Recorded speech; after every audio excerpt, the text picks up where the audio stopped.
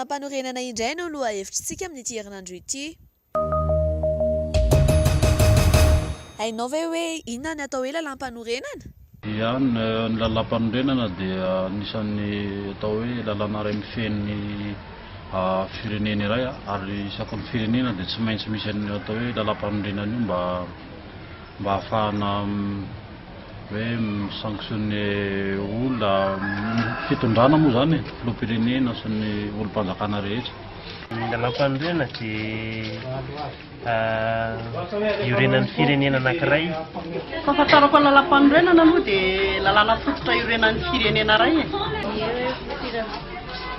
Lalàna feno firenena anankiray. Ny atao hoe lalam-panorenana dia lalana hitondrana ny fanjakana.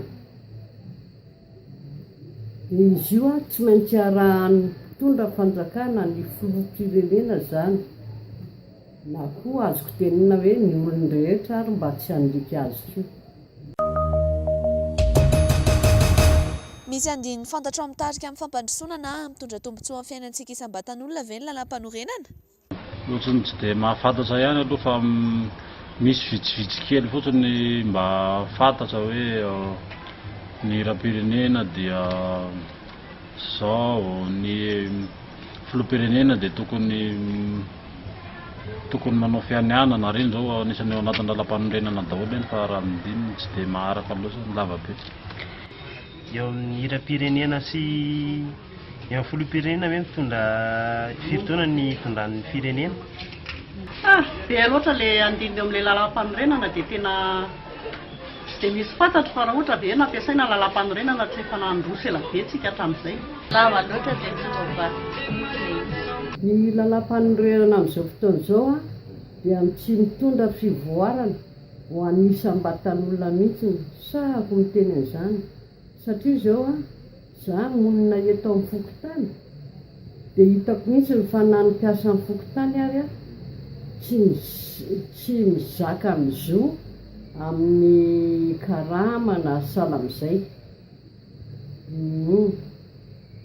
Tsy azo ampitoviana amin'ny hoe mpiasa am-paositra izy na mpiasa hafa izy, fa zara izy raha mandray.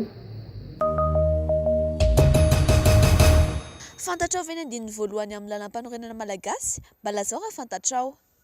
Ny andininy voalohany raha tsy diso angamba izay resaka vahoaka ilay izy, vahoaka malagasy, ary resaka mikasika ny firenena ihany koa. Izany hoe voafaritra ao anatin'io hoe ny anarana hoentin'ny firenena malagasy dia hoe République-n'i Madagasikara. Izany hoe ny filoham-pirenena zany dia atsoina hoe filohan'ny République-n'i Madagasikara. Tsy haiko aloha fa be da be dia tsy dia mahalala firy aho.